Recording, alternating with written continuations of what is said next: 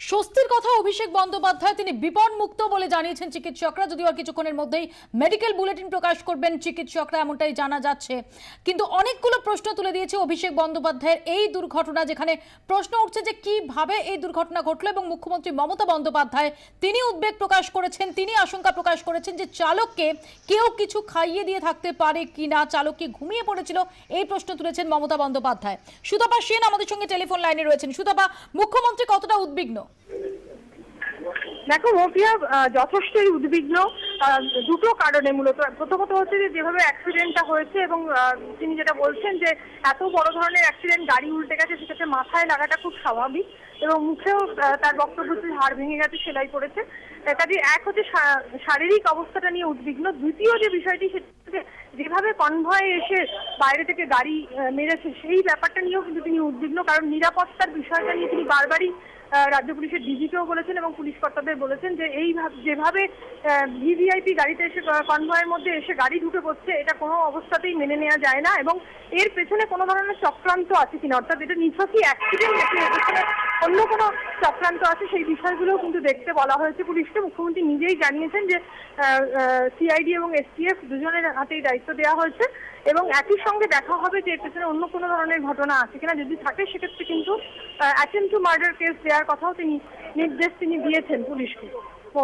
সুতপা, ধন্যবাদ। সুতপা সেন আমাদের সঙ্গে এতক্ষণ টেলিফোনে কথা বলেন। আপনাদের আগেই জানিয়েছিলাম মুখ্যমন্ত্রী মমতা বন্দ্যোপাধ্যায় তিনি পৌঁছে গেছেন বেলভিউ নার্সিং হোমে এবং ইতিমধ্যেই আমরা যেটা জানতে পারছি, রাজ্যপাল কেশরীনাথ ত্রিপাঠী তিনিও পৌঁছে গেছেন বেলভিউ নার্সিং হোম চত্বরে। অভিষেক বন্দ্যোপাধ্যায় তার খোঁজ খবর করতে স্বয়ং রাজ্যপাল তিনি পৌঁছে গেছেন বেলভিউ নার্সিং হোম চত্বরে।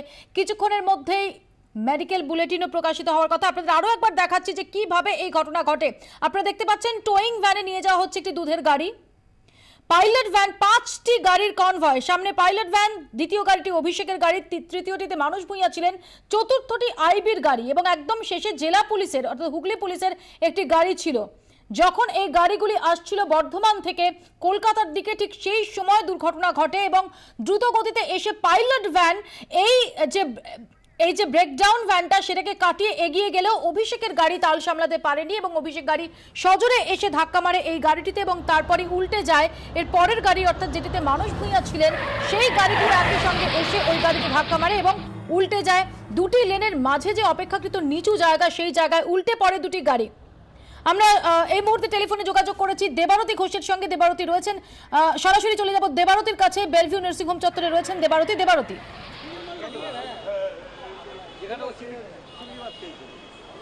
দেখো কিছুক্ষণ আগেই রাজ্যপাল তিনি এসে দেখা করে গেলেন এবং তিনি বেরিয়েও গেছেন। তিনি এখনো পর্যন্ত আমরা ভিতর থেকে যা খবর পাচ্ছি সেটা হচ্ছে তিনি অভিষেক বন্দ্যোপাধ্যায়ের সঙ্গে দেখা করেছেন এবং কুশল সংবাদ নিয়েছেন এবং মমতা বন্দ্যোপাধ্যায়ের সঙ্গেও তিনি কথা বলেছেন। এবং ভেতরে তো আগেও তোমার সঙ্গে যখন কথা হচ্ছিল জানালাম যে ভেতরে ইতিমধ্যেই প্রথম সারির যারা নেতা মন্ত্রী সকলেই উপস্থিত রয়েছেন এবং কিছুক্ষণ আগে মমতা বন্দ্যোপাধ্যায় তিনিও নিজে উপস্থিত হয়েছেন এবং যেরকমটা জানা যাচ্ছে যে 72 ঘন্টা তাকে অবজারভেশনে রাখা হবে এবং ইতিমধ্যেই ঘুমের ওষুধ দেওয়া হয়েছে। তবে তিনি কথা বলছেন, তবে অল্প কথা বলছেন। কিন্তু প্রথম যখন তাকে এখানে নিয়ে আসা হয়েছিল, ডাক্তারদের যেমন মাথার পিছনের চোটটা চিন্তায় রেখেছিল, একই সঙ্গে কিন্তু যেটা চিন্তায় রেখেছিল, অত্যন্ত ট্রমাটাইজড হয়ে গেছিলেন তিনি। কিন্তু আস্তে আস্তে অর্থাৎ যখন নিয়ে আসা হয়েছিল আর এখন এই সময়ের মাঝখানে কিন্তু ট্রমাটা বেশ কিছুটা কাটিয়ে উঠতে পেরেছেন তিনি।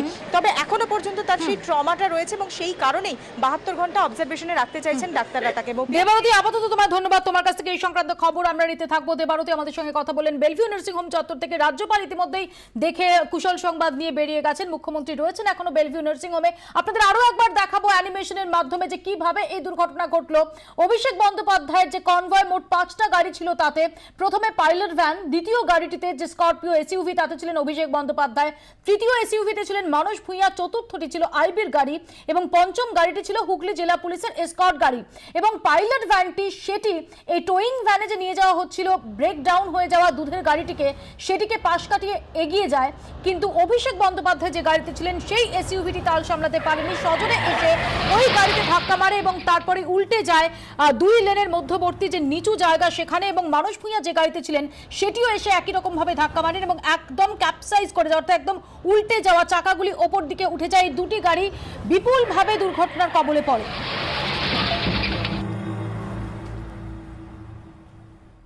স্বস্তির কথা, অভিষেক বন্দ্যোপাধ্যায় বিপদ মুক্ত, যদিও চিকিৎসকরা এখনো তার নানান পরীক্ষা নিরীক্ষা করছেন। আমাদের নজর থাকবে সেদিকে। আর পাশাপাশি দুর্ঘটনা অনেকগুলো প্রশ্নের জায়গা তৈরি করে দিয়েছে, সেদিকেও আমাদের নজর থাকবে। আপনাদের দেখিয়েছি ফরেন্সিক এক্সপার্ট এবং সিআইডি আধিকারিকরা তারা গিয়ে পৌঁছেছেন ঘটনাস্থলে। আমাদের নজর থাকবে সেদিকে। আপাতত এ পর্যন্তই, সঙ্গে থাকুন 24 ঘন্টা।